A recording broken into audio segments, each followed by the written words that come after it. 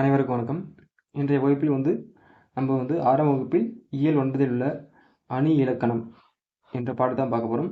வாங்க பாடத்துக்குள்ள போகலாம். எதிலும் அழகை காண விரும்புவது மனிதர்களின் இயல்பு. இந்த அணி இலக்கணத்துக்கு ஒரு விளக்கம் கொடுத்துருக்காங்க பாருங்க.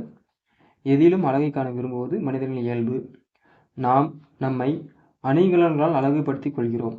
அதுபோல கவிஞர்கள் தங்கள் கற்பனை திறத்தாலும் புலமையாலும் தாங்கள் இயற்றும் பாடல்களின் அழகை சேர்க்கின்றனர். இதனை விளக்குவது அணி இலக்கணம் ஆகும். அணி என்பதற்கு அழகு என்பது பொருள். அணி என்பதற்கு என்ன பொருள்? அழகு என்பது பொருள். கவிஞர் தமது கருத்தை சுவையோடு சொல்வதற்கு உதவுவது அணி. பார்த்துக்கோங்க. கவிஞர் தமது கருத்தை சுவையோடு சொல்வதற்கு உதவுவது டேஸ் எனது அணி. மருந்தை தேனில் கலந்து கொடுப்பது போல் கருத்துக்களை சுவைப்பட கூறுவது அணியாகும். இது மருந்தை தேனில் கலந்து கொடுப்பது போல கருத்துக்களையும் சுவையோடு கொடுப்பதற்கு உதவுவது அணி ஆகும். என்னன்னா, ஒன்று இயல்பு நவிற்சி அணி, இன்னொன்று உயர்வு நவிற்சி அணி. இந்த இயல்பு நவிற்சி அணின்னு மற்றொரு பேர் சொல்லுவாங்க. இயல்பு நவிற்சி அணின்னு சொல்லலாம், அல்லது தன்மை நவிற்சி அணி என்று அழைக்கலாம். இயல்பு நவிற்சி அணி அல்லது தன்மை நவிற்சி அணி என்று அழைக்கப்படுகிறது. இயல்பு நவிற்சி அணி ஒரு இயல்பாக நடக்கக்கூடிய செயலை கூறுவது தான் இயல்பு அணி. அதுவே ஒரு செயலை மிகைப்படுத்தி அதனுடைய சிறப்பை உயர்த்தி கூறுவது உயர்வு நவிற்சி அணி. இதில் இயல்பு நவிற்சி அணி கொடுத்துருக்காங்க பாருங்க. ஒரு பொருளின் இயல்பை உள்ளது உள்ளபடியே அழகுடன் கூறுவது இயல்பு நவிற்சி அணி ஆகும். இதனை தன்மை நவிற்சி அணி என்றும் கூறுவர். அப்போ இது கேட்கலாம்.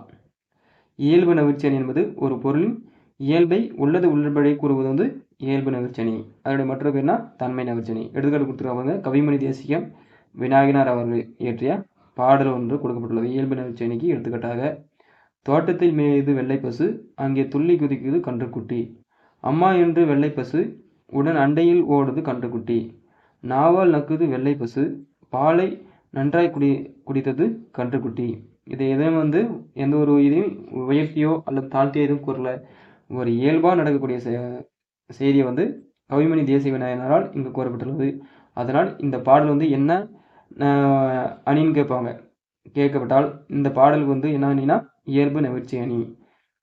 இப்பாடலில் கவிஞர் பசுவும் கன்றுக்குட்டியும் ஒன்றுடன் ஒன்று கொஞ்சி விளையாடுவதை இயல்பாக எடுத்து கூறியுள்ளார். எனவே இது இயல்பு நவிற்சி அணி ஆகும். இப்படி ஒன்று கேட்கலாம். பாடலை எதனால் 2 லைன் கொடுத்துட்டு இது என்ன அணின்னு கேட்கலாம். அப்படி கேட்கப்பட்டால் இயல்பு நவிற்சி அணியா அல்லது உயர்வு நவிற்சி அணியா என்று விடை தர வேண்டும். உயர்வு நவிற்சி அணி ஒரு பொருளின் இயல்பை மிகைப்படுத்தி அழகுடன் கூறுவது உயர்வு நவிற்சி அணி ஆகும். நம்மளுக்கு எடுத்துக்கிட்ட ஒரு பாடல் கொடுக்கப்பட்டு பாருங்க. இந்த பாடல் ஒரு குழந்தையிடம் ஒரு தாய் தாலாட்டு பாடுறது போல ஒரு பாடல் தான். இந்த பாடல் என்ன பொருள் கொடுக்கப்பட்டு பாருங்க. குளிர்நீரில் குளித்தால் கூதல் அடிக்கும் என்று, வெந்நீரில் குளித்தால் மேலே கருகும் என்று, ஆகாச கங்கை அனல் உரைக்கும் என்று, பாதாள கங்கையை பாடி அழைத்தார் உன் தாத்தா. அதாவது குளிர் நீரில் குளித்தால் கூதல் என்பது குளிர் அடிக்கும், வெந்நீரில் குளித்தால் மேலே கருகும், மேல் தொலை கருகிவிடும் என்று, ஆகாச கங்கையை அனல் உரைக்கும் என்று. ஆகாச கங்கைனா ஆகாயத்தில் வரக்கூடிய கங்கை நீரானது நமக்கு அனல் அதிகப்படியான அனல் இருக்கும் என்று, பூமிக்குள்ளே இருக்கக்கூடிய கங்கை தாத்தா பாடியே அழைத்தார் என்று. இங்க குளிர் நீரை காட்டிலும் வெந்நீரை காட்டிலும் ஆகாச கங்கையை காட்டிலும் பாதாள கங்கையை உயர்த்தி, அதாவது மிகைப்படுத்தி கூறப்பட்டுள்ளது. ஆகையால் இந்த பாடல் உயர்வு நவிற்சி அணி ஆகும். இப்பாடல் உயர்வு நவிற்சி அணி ஆகும். இப்போ புரிஞ்சுங்களா? இயல்பு நவிற்சி அணினா என்ன? இயல்பாக ஒரு பொருளை கூறுவது இயல்பு நவிற்சி அணி. அதுவே ஒரு பொருளை மிகைப்படுத்தி கூறினால் அது உயர்வு நவிற்சி அணி. அது இயல்பு நவிற்சி அணியின் மற்றொரு பெயர் தன்மை நவிற்சி அணி ஆகும். அடுத்து பார்க்கலாங்களா? அடுத்து பாருங்க. இங்கே கற்ற பின் ஒரு பாடல் கொடுக்கப்பட்டது. 6 சக்கரம் 100 வண்டி, அழகான ரயில் வண்டி. 6 சக்கரம் 100 வண்டியாம், அழகான ரயில் வண்டி. மாடு கண்ணு இல்லாமல் தான் மாயமாக தான் ஓடுது. அப்போ மாடு கண்ணே இல்லாமல் மாயமாக ஓடுதான். இங்கே அந்த ரயில் வண்டி மிகைப்படுத்தி கூறியுள்ளனர். உப்பு பாரம் ஏற்றும் வண்டி, உப்பிலி பாளையம் போகு வண்டி. இது என்ன அணின்னு கேட்கப்படுறது. அப்போ இது என்ன அணியாக இருக்கும்? 6 சக்கரம் 100 வண்டி, அழகான ரயில் வண்டி, மாடு கண்ணு இல்லாமல் மாயமாக ஓடுது அப்படின்னு. இது இந்த பொருளை காட்டிலும் மாடு கண்ணு இல்லாமல் இந்த வண்டி வந்து மாயமாக ஓடுது அப்படின்னு மிகைப்படுத்தி கூறப்பட்டுள்ளது. அப்போ இது உயர்வு நவிர்ச்சி அணி. உயர்வு நவிர்ச்சி அணி. அடுத்த மொழித்திறன் பாருங்க. மொழித்திறன் அதில் வந்து இந்த இதில் அகரவரிசைப்படுத்துக. அகரவரிசைப்படுத்தல உயிரெழுத்துக்கள் முதல்ல கொடுக்கப்பட்டுள்ளது. முதல்ல உயிரெழுத்துக்கள் வந்து அகரவரிசைப்படுத்துங்க. அனைத்தும் அகரவரிசை ஆயிரும். இதில் அகரவரிசைப்படுத்தல வந்து ஆ வந்து இருக்கா, அப்போ முதல்ல இருக்கிறது அன்பு. அடுத்து வேற நெடி ஆ இருக்கா, ஆடு, அன்பு, ஆடு. அடுத்து ஆக்கு அடுத்து ஈ இருக்கு பாருங்க, ஈ, இரக்கம். இரக்கம் அடுத்தது ஈ எங்க இருக்கு, ஈதல். இரக்கம் அடுத்தது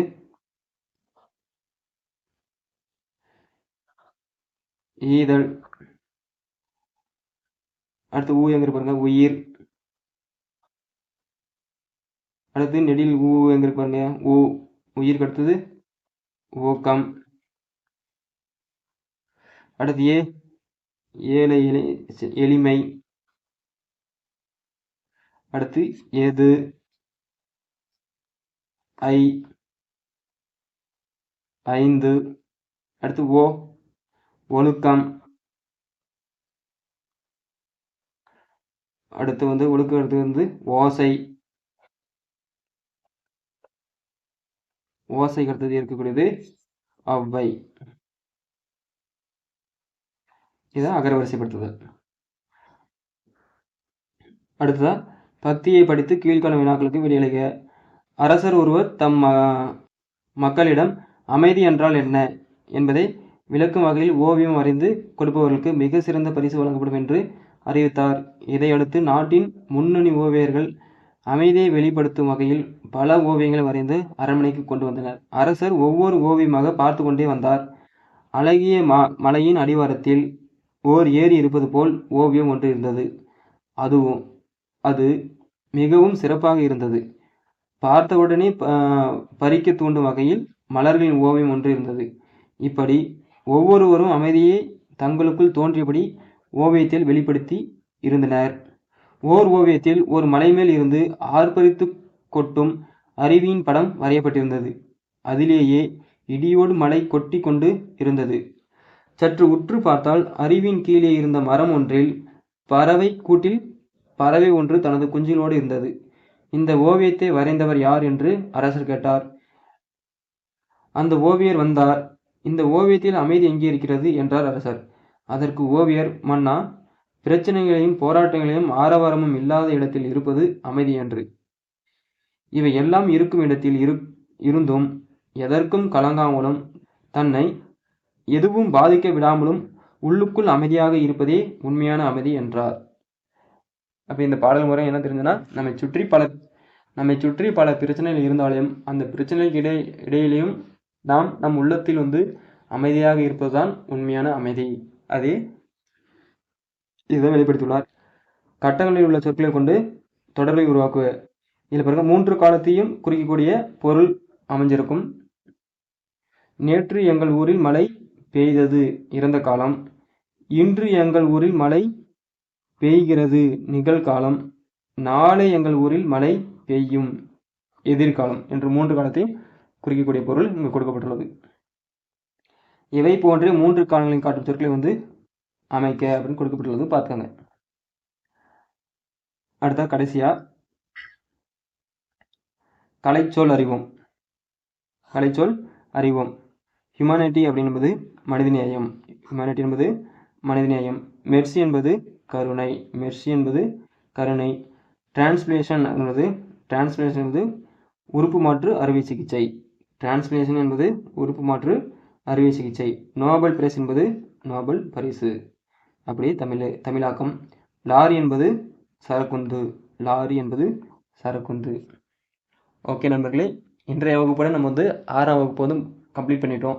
அடுத்த வகுப்புலேருந்து 7ஆம் வகுப்பை பார்ப்போம். நன்றி, வணக்கம்.